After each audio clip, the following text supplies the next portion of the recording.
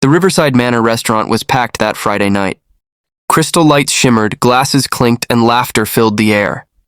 Everyone looked perfect, or at least tried to. Moving gracefully between tables was Alicia Brown, a young black waitress in her late 20s. Kind eyes, calm voice, always professional. Then came the moment that changed everything. A blonde woman in a designer dress suddenly stood up, shouting, "You ruined my outfit! You spilled red wine all over me." The room fell silent. Alicia froze. She hadn't even served that table. Before she could speak, the restaurant manager, Mr. Harrington, stormed over. "Alicia, step outside. Right now." "Sir, I didn't—" "Enough, we can't afford a scene." The head of security, Tom, grabbed her arm and led her out while everyone stared. A few guests murmured, but no one said a word in her defense. Alicia's voice cracked. "Please, check the cameras!" But the door slammed behind her. Inside, someone whispered, "Should have known better. These places aren't for people like her." 2 hours later, though, that same crowd would choke on their words.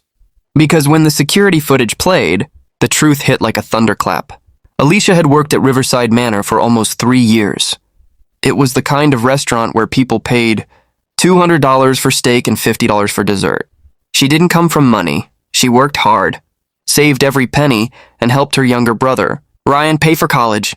She believed that if she just stayed patient, good things would come. But working there wasn't easy. Little comments, little looks, the kind of quiet prejudice that eats at your soul. "Smile more, Alicia. You look intimidating." "Try not to sound too street." She learned to take it all in stride. That night was supposed to be her chance to earn big tips and impress the owner.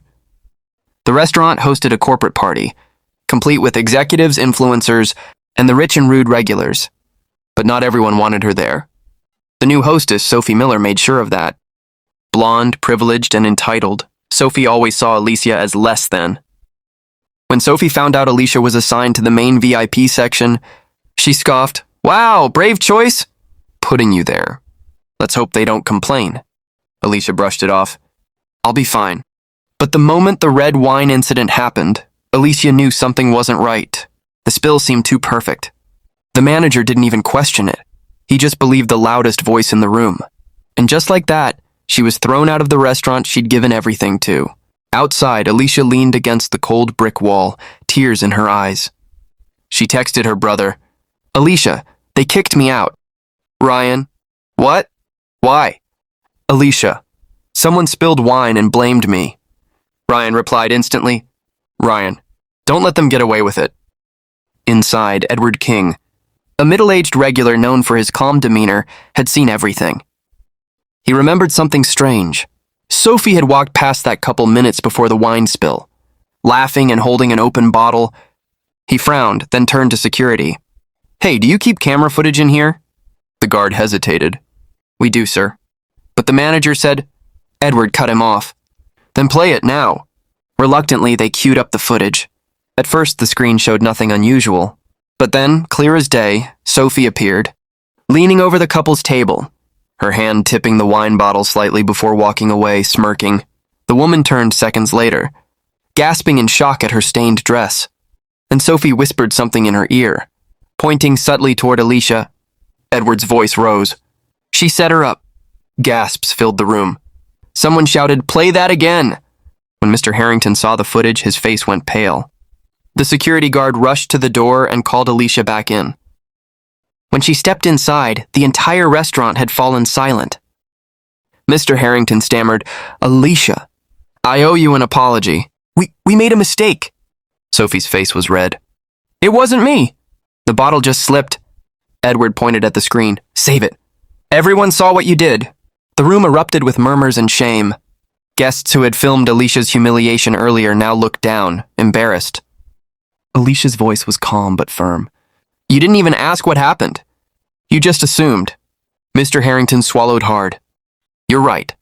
I'm sorry." Alicia blinked back tears. "An apology doesn't fix what you broke." People began clapping, not out of pity but respect. For the first time, Alicia stood tall, proud, and unafraid. Sophie was fired on the spot. The next morning, social media exploded. Someone had recorded the entire incident, including the playback. Headlines read, "Waitress humiliated, but cameras exposed the truth." The restaurant faced public Outrage. Mr. Harrington released a public statement apologizing to Alicia and offering her a senior position. But Alicia declined. A few months later, she opened her own small cafe called Second Chance Coffee. Her first hire, a young single mom who'd been rejected from another restaurant for her accent. When Ryan visited on opening day, he grinned. "You did it, sis." Alicia smiled, handing him a cup of coffee. "No one should ever be thrown out for looking like they don't belong." A small sign near the counter read, "Respect is the only thing that should ever be served first."